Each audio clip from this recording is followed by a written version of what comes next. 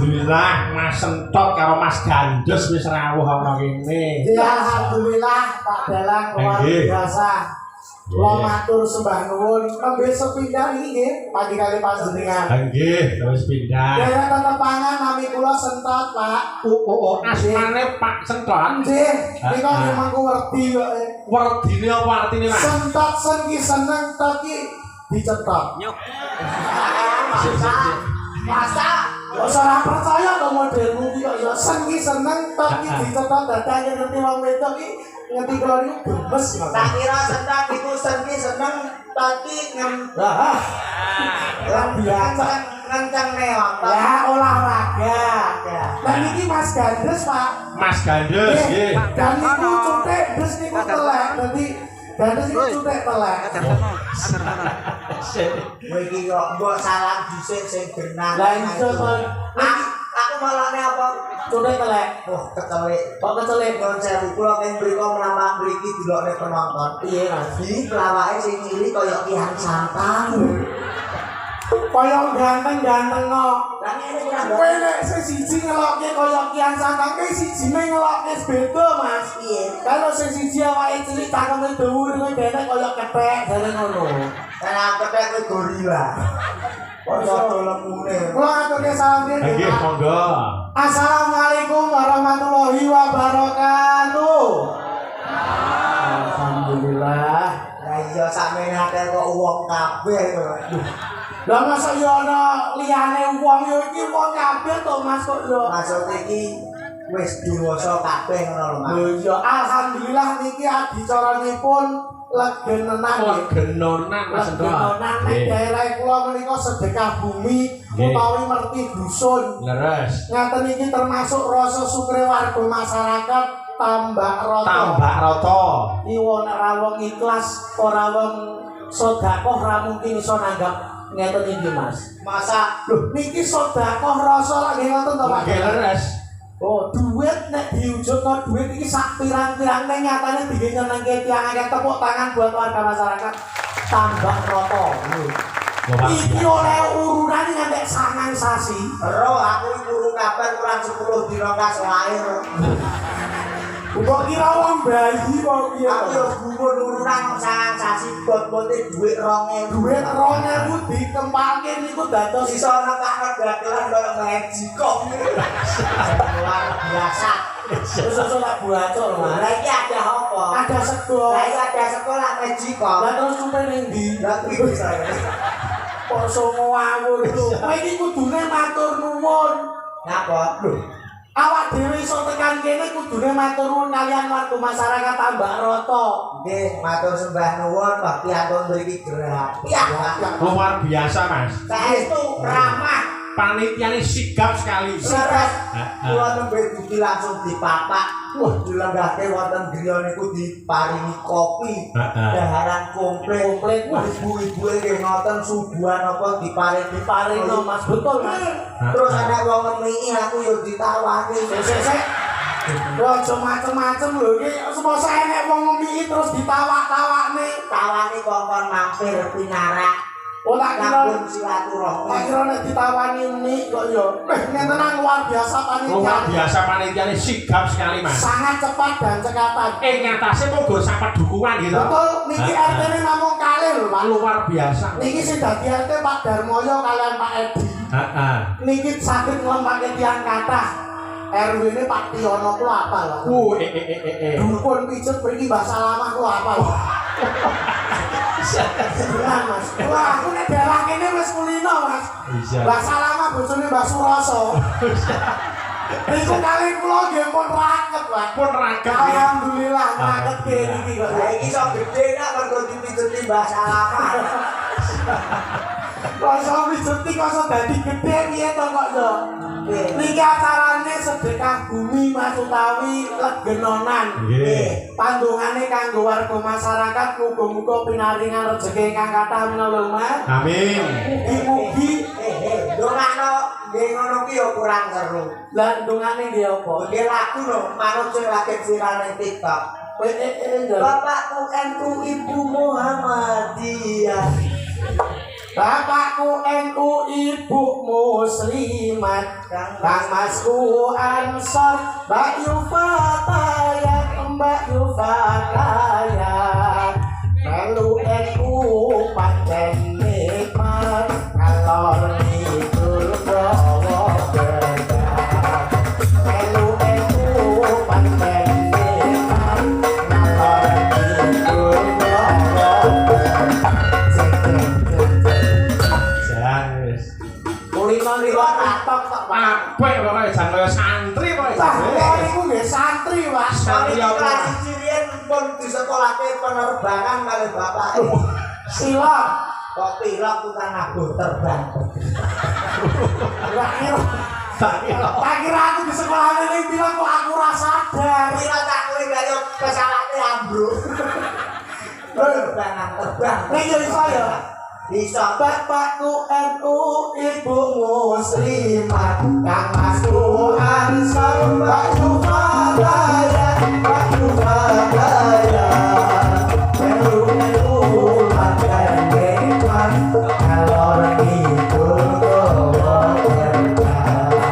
Melu pancen nikmat, kalor ngidul gawa berkah. aku nek diundang, nek ra diundang. Yo rasa mangkat. Lho kudune mangkat. Ora diundang kok mangkat kok. Nek jenengan umpama enten tangga, slametan jenengan mboten diundang jenengan pripun, Pak? Ya tetep mangkat no. Guyupi karo tangga kiwa tengene kudune kaya ngono. Lah nek mboten diundang lho, Pak. Lho, masa sing arane tangga kiwa tengene mosok dadak diundang ya ora kudune ya tanggam Lah ngono. aku yo mangkat. Yo mangkat nek kelari ora diundang yo nganggo cara. Carane kowe ngetok wit gedang, dhewe cukuken papahe gawe nang jalanan terus joget ning ngarep omahe sing ape temburenan. Lah terus Ben loro isih wedok aku biyen ngono. kowe tau ngakoni Tanggaku bantakan aku ora diundang kula jalan nang ngarep omahe sing di ngarep bantakan. kowe gak isi. Loro wing wedok ngene. Ya Allah, Mas Gandes kok jalanan kaya cah cilik. Terus kula nggih jawab, "Lah nek tuwa nek ora kon kondangan." Kuwi jenenge wong ra duwe rai. Lah lha kok duwe rai? Yo duwe ndi? Lah iki Kuwi pipi, iki kuwi irung, lah iki kuwi bathuk. lah kok mau duwe rai? Duwe. Ndi? Rene.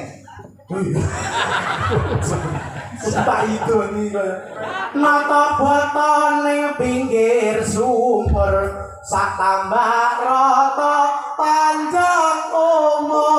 panjang umur pinggir sumur ana kali panjang umur banyak rezeki amin Allahumma Amin. Allah ya salatullah salamullah ala rasulillah salatullah salamullah ala yasin salatullah salamullah ala yasin.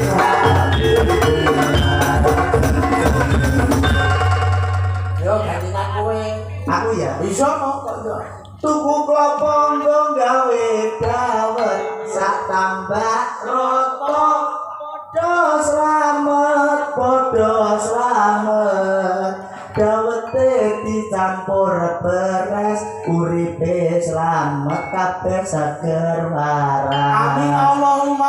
dawete dicampur beras uripe slamet kabeh seger waras. Salatullah salamullah ala rasulillah salatullah salamullah ala yasin habibillah salatullah salamullah ala yasin habibillah. Awakmu wis, aku wis sakniki gak jalan. Iya, Pak. Ya kok iso iki lho ngerame kok. Dile bumah iki, Pak. Rasane bersih Bersih ngerti kersane cocok Wong iki kompak-kompak lho panjenengan Mas. Kanca-kanca butuhno latihan ra kedang tanggapane arang-arang. Ora jane lho sasi iki nampa joke wis ana 17 utawa 19 job. Sing dijak nek siji jam. Sebenarnya apa-apa sekali iso melu. Kowe ngongkon aku kan bayar piro coba? Lho, nek jeneng parian iku nggih kompak lho Pak. Kula mriki lak jenengan undang. Nggih, kula pun nyekuyung jenengan nggih kedah nyekuyung kula lho. Lah, Kalau soal parian, kula kon parian lak niki jenengan. Lah gandeng aku kuwi dalan tak pake lagi karo sampeyan. Oh, nek wakil bayar 50. Lah. Pasane wakil bayar 50 ki lho. Lah apa iso makile Pak? Lho, nek iso bayar murah kaya aku. Ya nek aku sembarang. Padang bulan tanggal piro? Padang bulan tanggale siji Bojomu dandan arep nyapa? bojoku dandan arep lunga ngaji. Bojomu dandan arep nyapa?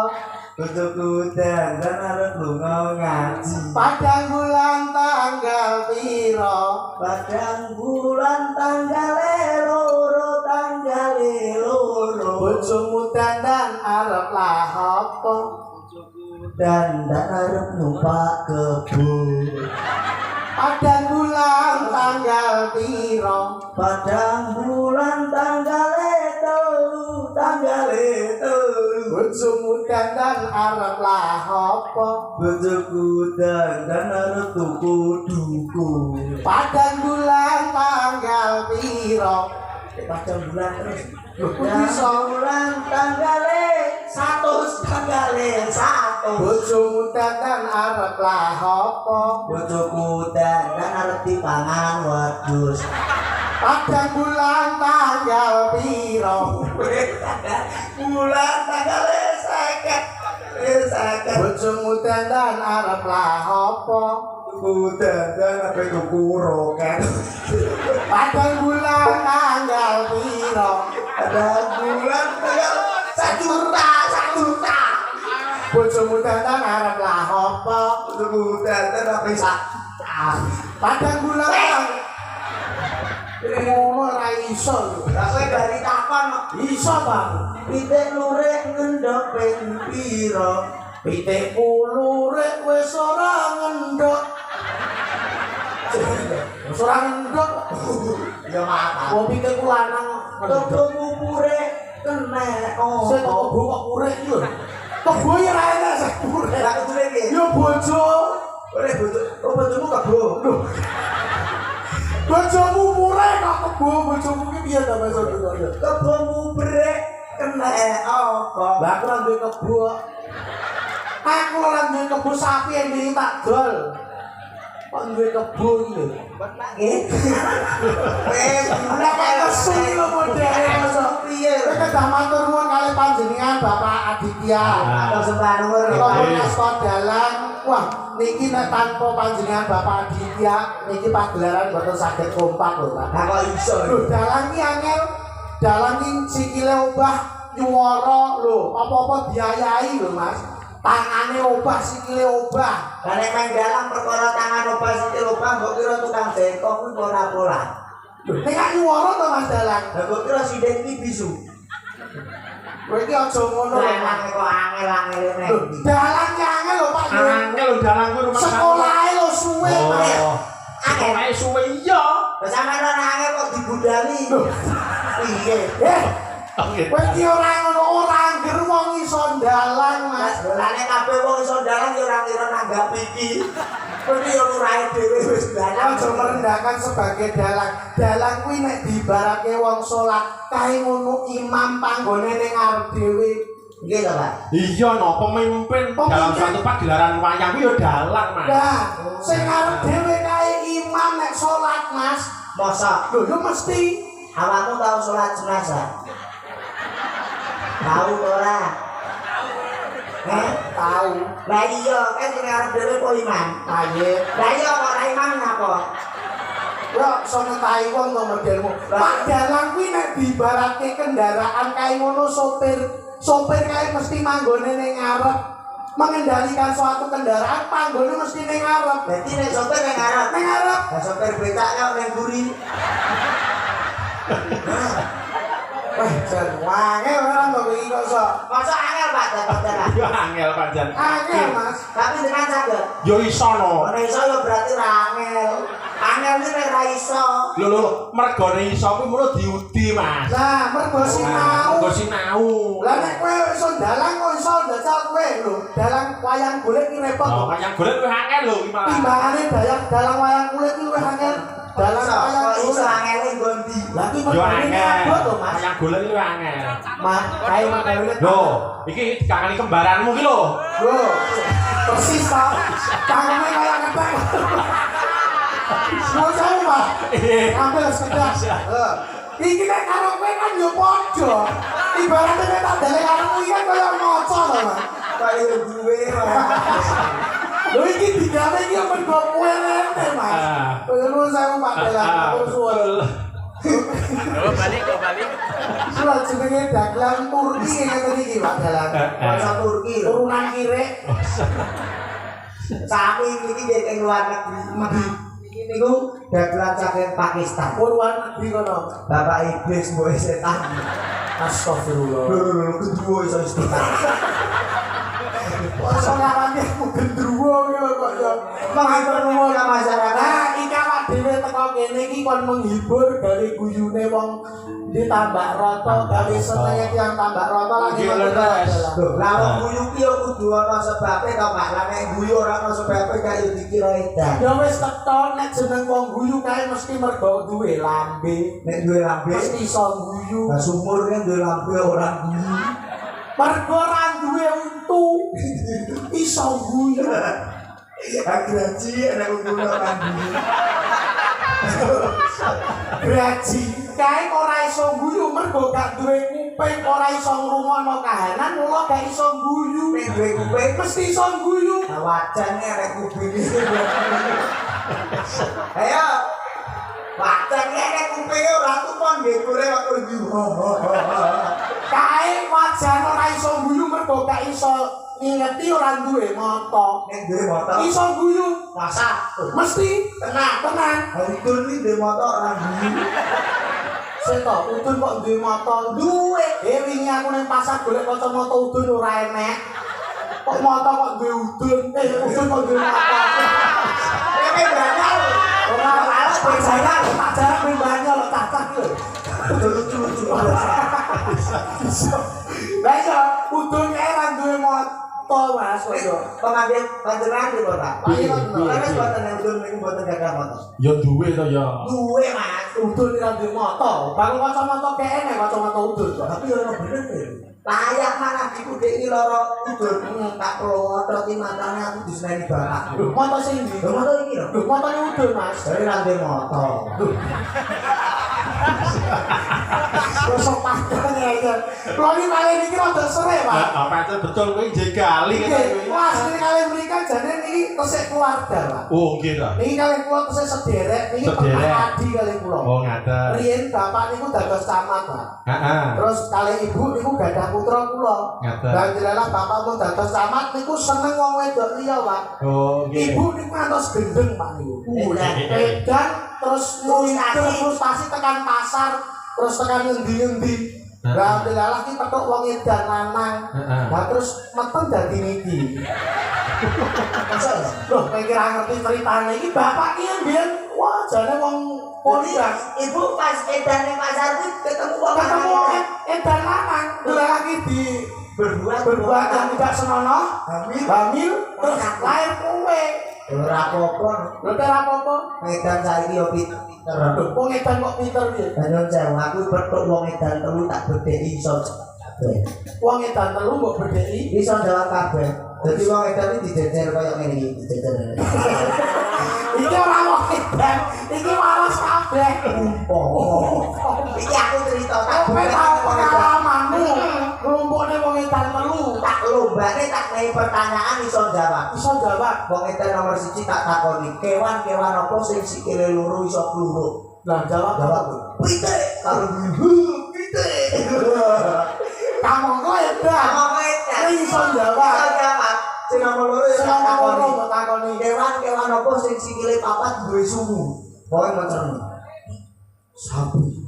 Ini bener lho Mas. Bener. Lah sing rotok jawabe suwe niku sing nomor 3. Sing nomor 3. Tak takoni kewan apa sing gedhe duwe telale? Ayo nek kowe ngerti kewan apa? Gajah. Oh, masuk iki wong edan nomor 3. Oke, Lah kowe lah sing nomor 3. Terus sengarane aku dan kowe iki sing arek wong edan. Lah wong padha edane lho nah. Ini wong edan iki penak Mas. Ora penak. Wong edan iki ora tau masuk angin. Apa iso? Lah kok tau ngeroki wong edan. Oh iya. Lah iya wong edan iki penak. Laku ning ratan Oh iya, ora kelamben. ora klamben ra piye-piye. Biasa. Berarti Biasa. aku sih edan. Duh, kok edan? Ora kelamben. Lah iki jenenge atu sing mesti dicopoti kabeh no Mas kok iya. Luar biasa Mas pesindene wah jiakep Mas. Iya, lupa mono itu. 1 2 3 4 5 shot dot. Bahasa Inggris kok iso tekan Arab. 1 2 3 Wong Arab ora oleh sinau bahasa Inggris. Yo lene ora iso digabung. 1 2 3 4 5 6 7 8 9 10. Iya iya. 1 2 3 4 5 6 shot. Dot kok lain mungkin. Kok iso Iki milih sing ndi? lah nek aku yo tetep milih sing nom-nom. Kalau tidak nggih Mbak. Iki lah. Yo kowe aku bagian nom-nom ngene lho Mas iki lho Mas. Penak iki lho timbang Iki wong ayu bocah ning ndi pantes Mas. kan nek ora duwe duit sih mbok ngecak apa. Lah nek iki mbok tukono gamisane wis glegak. Mbok kena iki wis alhamdulillah. Dene jenenge wong tuwa lho Mas. Apa? Lha wong tuwa ki wah sepuhe mandi lho Mas. Masa wong tuwa ki apa-apa ki legi nek tuwa. Nek ibarate gedang, kae nek tuwa legi nek enom sepet Mas. Dadi nek tuwa enak. Enak. Oh, lah kowe tau mangan jangan Bu. Tahu ora? Nek gedang, kae nek tuwa ki legi, nek enom sepet. Nek pelem kae ta? Nek enom kae cek kecut. Terus nek tuwek legi, enak. Lah iya awakmu tau mangan jangan Bu. Gedang kae. Nek Mangan gedang lho. lah kowe takonmu makan jangan Bu. Lho kok iso? Lah iya tau mangan jangan Bu. Tahu. Lah kene nampa tuwa. Yo nom. Ora milih sing tuwa ben suwe telakmu. Kowe kok modelmu ngono lho. Saiki iki enom tuwa ki padha ae. Nggonku ki enom kecut tuwek kecut yo enak. Ora ono. Ono. Nom kecut kok tuwek kecut ki apa? Kelek. Kok tau jual kelek iki Jare jare apa to dadakan to iki. Lah ngono Mas, wong tuwa, apa-apa nek tuwa ki larang regane. Contone Mas tuwa larang regane. Barang tua, barang antik mahal harganya. dadi nek tuwa Larang regane. burung mesti. Orang mesti Mang pinggiratan nek nggon karaoke penyanyine tuwa yo ora larang. Malah 50 jare wis sak picete. kowe iki ora ngono lho Mas kok ya. Tuwa nom padha wae. Padha. Nek Saiki nom karo tuwa iki bersinergi harus nek wong nom tanpa wong tuwa biasane iso ngawur bener. ora iso ngerti tata krama, ora ngerti tatanan sing apik, sing bener piye. Leser, Leres. leres. Lah nek wong tuwa tanpa wong nom gak iso berkembang, gak ada kelanjutan. Mergo wong tuwa ki meh gede pengangen-angene tapi tenagane wis gak mumpuni. Kados ngeten iki Mas, panjake ya kompak-kompak. Iki umpama dia jenenge iki panja sempak teles. Jorok kowe. Ora Yo jono. terus saru ya. Boten saru, sempak teles niku boten saru. Iki pilihan kabeh lho. Sempak teles menika wonten artine, Pak. Artinya Mas. Semangat kompak anti lemes. Oh, Berarti semangatnya iki membara, Mas. Sing tuwa sing nom lumpuk dadi siji kompak. sing mobil sing nggih kacamata. Sama duwe kok. Iki umure pira sore, Bang? Ya, nek dari wajahnya 25 tahun. Dari tubuhnya 25 tahun. Jadi kalau dilihat secara keseluruhan ya sekitar 50 tahun. Kok total? Yo dadi siji wae kok total. Rai selawe awak selawe dadi 50 yo. Yo ora konsepe kok yo. Kanjake presidene. Iki nek presidennya siji banget siji piye Mas? Kira dikontrol karo piye Mas? Iki cara buah iki Cara buah iki apa coba? Ini cara buah mangga. Mangga iki apa? Manis dan menggoda. Bocahnya menang mes. Betul.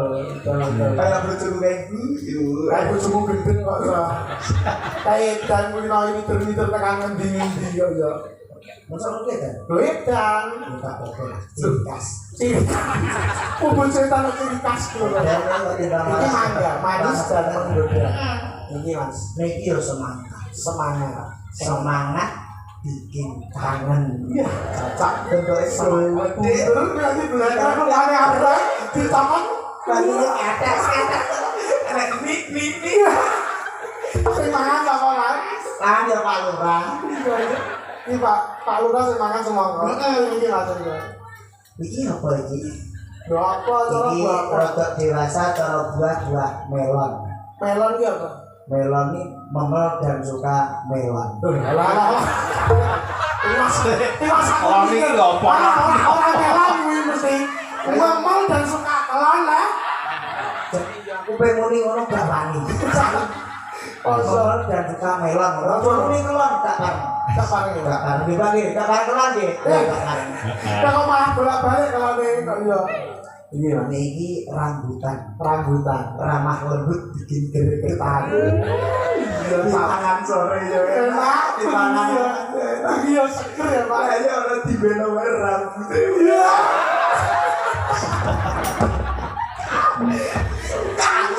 Cocok rambutan ini Mas. Berarti kowe lho. Iki nek aku ibaratnya iki kaya manuk Mas. Kaya manuk. Kutilang darat. Apa kurus tinggi langsung dada rata.